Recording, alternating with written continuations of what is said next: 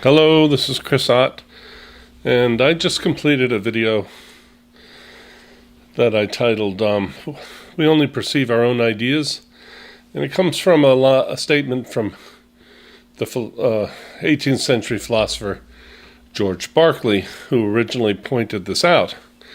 Now, it's really not controversial when we understand what Berkeley meant, because what he meant is that you only experience your experience. You don't experience anything outside of your experience. And where does your experience take place? Well, in contemporary science, we say that it takes place in our brain. Our experience occurs in our brain. That includes all thoughts, sensations, hallucinations, pains, anything. Anything that you experience occurs in your brain, according to contemporary neurology and physics and biology. You do not, and your experience cannot occur in a jar up in the shelf in my kitchen. I cannot take my experience out of my brain and put it somewhere. Now, I realize these days we hear a lot about thought experiments where they download from your brain a bunch of ones and zeros and you can put that on a thumb drive up on the shelf in my kitchen. But that is not my experience. That is a thumb drive with ones and zeros electrically embedded on it. Okay, that's not my experience. That is a thumb drive. Okay, I should be clear that you only experience your experience and your own experience. You don't experience my experience. You have your experience of me describing my experience, and so you might get a picture of it, but you do not experience my experience. Okay.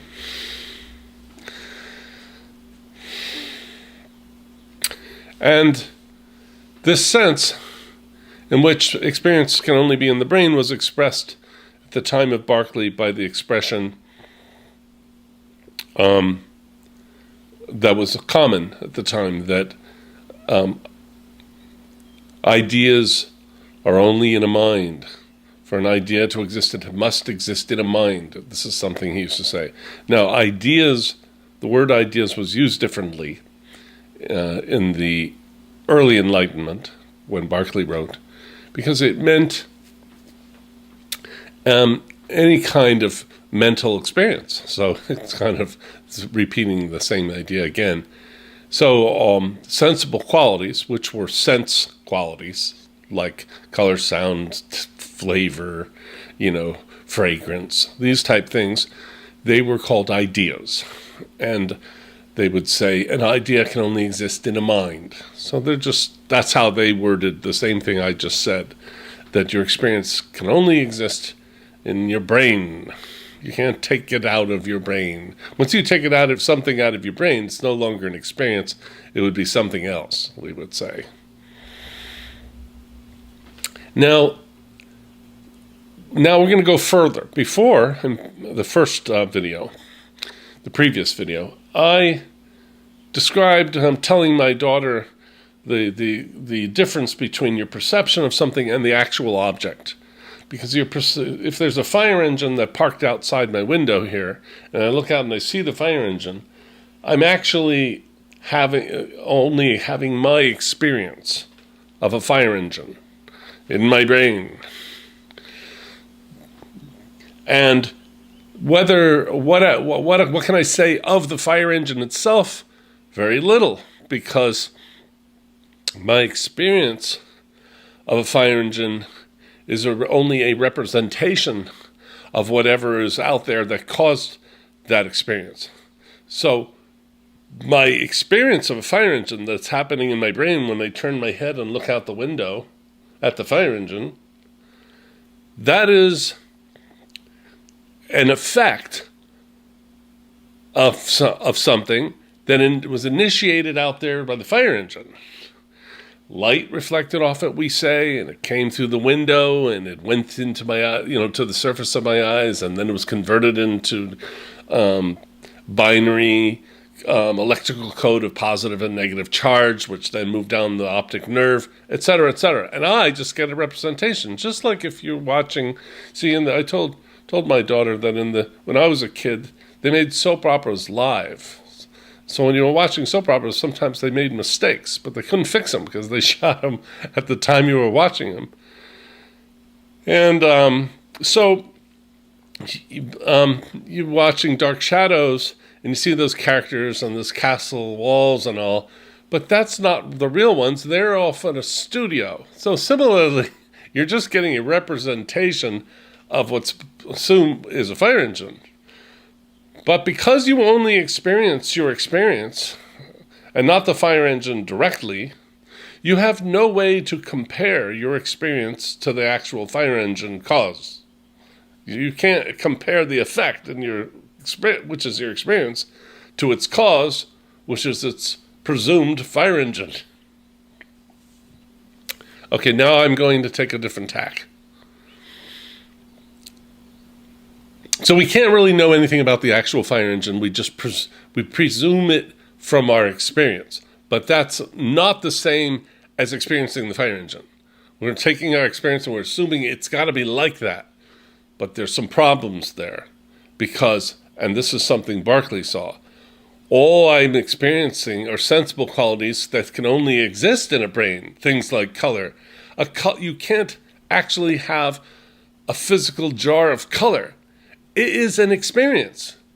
So to imagine the fire engine as red, like my red experience, is a misunderstanding because red isn't really a physical thing. It is purely a thought thing. All right? Now, if we start saying that the fire engine, we said, oh, well, it's energy. I had a son-in-law who was an engineer. He liked to say that the real world is energy. But what is energy? We can only describe energy in math. We describe the number of cycles. And we can determine that with instruments. But math and ratios are mental. So that's a thought thing. So we don't want a thought thing that's the actual physical thing. We want something that with some substance, okay? But now substance. This was worked on hard in the Enlightenment, and they saw a big problem with the idea of the substance of the fire engine out there. All we experience of the fire engine are sensible qualities, which you could say, or sense qualia, sound, smell, taste, etc., touch, whatever. You go out and feel it. You feel your arms move. Everything is sensations which occur in your brain. But so if all those sense qualities, which were called sensible qualities in the Enlightenment, but today we just call them sense qualities, if all these sense qualities were removed because we recognized that they were mental and in our brain, and then we stripped them away. We stripped away the color, the sound, the taste, the smell, the feel, the texture, everything that we have sensations of. And of course, we have to strip away the number because the number is just purely, number is entirely conceptual. Mathematicians don't order a number set and then, start moving numbers around. It all happens up here. That's not where mathematics takes place. So we got to remove the number from the fire engine too. Then what do we have left? It has always been presumed that there's going to be something there. There's got to be something for all these qualities to stick on to. Well, that doesn't even make any sense because they're in our brain, remember. Well, that's where we find them. So this substance, as John Locke said, we know as much about this substance as we do about spirit, meaning nothing. It might as well be spirit that we're talking about. Because when we remove all the qualities of sense and you admit that they are in your head, then what is there left? It becomes the substance which turns out to be nothing but an empty word. Because as soon as you go to imagine this substance, you're back in here. Now, in modern times, we refer to this substance of the fire engine as matter. And that's ancient, and that goes all the way back to Aristotle. They always used the word matter. But back then, when they said the matter, they meant, like if a house was made of wood, the matter was wood. They meant the materials. That's where matter comes from. The materials that it's made of. So if it's a statue, the matter is stone. But today, because of all this thinking, we realize there's got to be something that's just more basic and essential. And I had a professor who was an expert in philosophy of mind, and his name is Chris Hill, and he teaches now at Brown University, and he has his PhD from Harvard University, and he's a very famous philosopher of mind and logician. And one day in graduate school, and I always say, they don't tell you this in undergraduate school. They don't tell you this in high school. You got to be in a graduate class, and Chris Hill is on a roll, and he's going to tell you what all philosophers, academics really do know. I mean, with PhDs from good schools. Matter is a theoretical entity. No one has ever perceived any matter. No scientific study has ever been done to matter. Remember, in science is empirical. You have to observe. No one has ever observed matter. So, how do we resolve this question? Do we just become skeptics? Is there really a world? Well, we don't really know. Well, so far, for 2,500 years, the answer has been, well, we have no choice but to assume that there's got to be some kind of stuff outside of us. And it's the cause of our experience, of our stuff experience. However, that's actually a fallacy called the historical fallacy, where you read the effect back into the cause. And I've talked about that so many times, I'm not going to repeat it now. But it's in my series, it's in every series I've done, but it's in my series, What Meher Baba Really Taught. It's also in both of my books, The Historical Fallacy. So that's what they do. They rely on it. And it's not scientific because it's not observed, and it's not really philosophy because it's irrational, because it's committing a fallacy of reasoning. So, but it's all they could think of.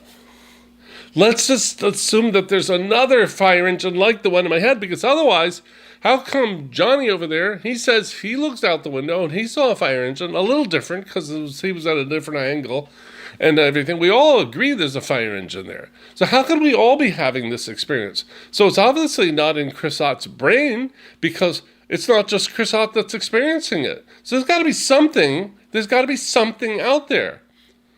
Almost. But the problem is, the something out there, even the idea of a something, is taking my experience and projecting it outside of myself as the cause. So it's like, and we have a two-world view.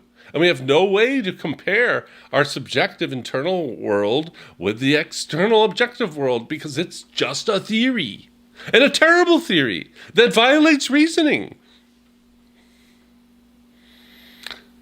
So the solution is what I've dedicated my last two books to. And also, I must say, the reason I have emphasized the teachings of Meher Baba, which I would have abandoned long ago, is because I got my ideas from him.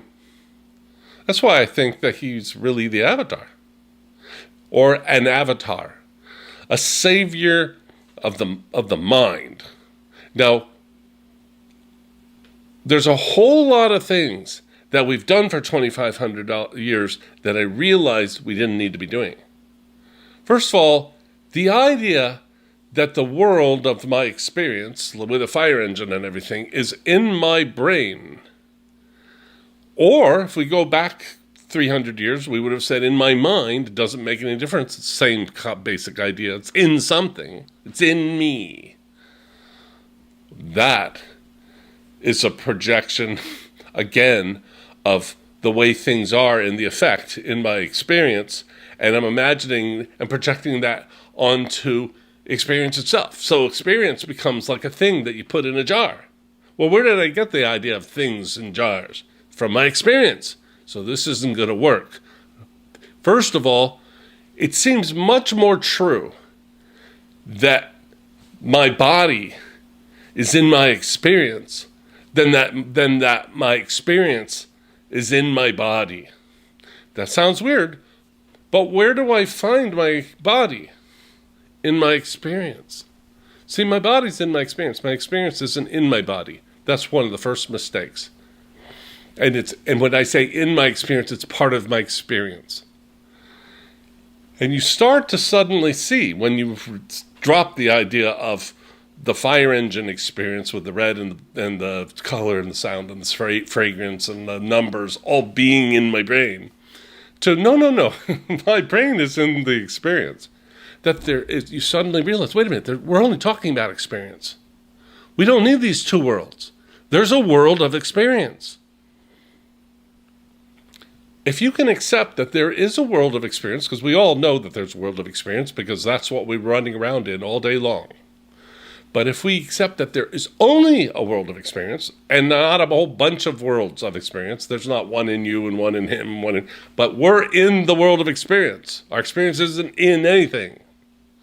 If you realize that, we can attack this whole problem in a whole new way than we have before. We don't need to commit the historical fallacy. We can take the concept that I've promoted, which is called an evolution of experience.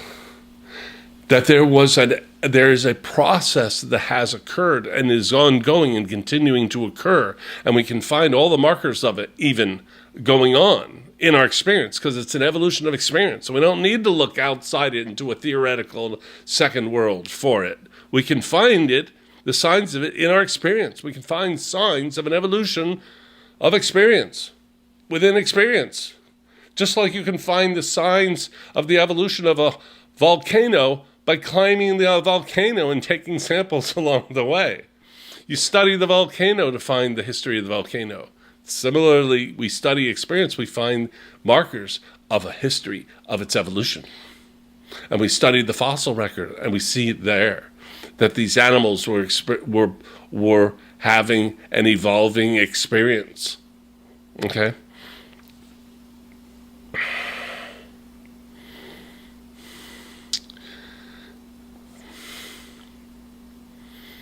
And if you understood nothing of what I said, that's okay.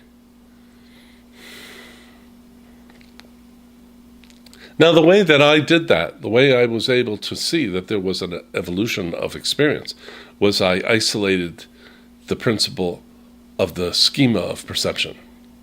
See, whenever we perceive anything, there's a change in how we're looking upon something, and it affects the content of what we see. And without going into examples,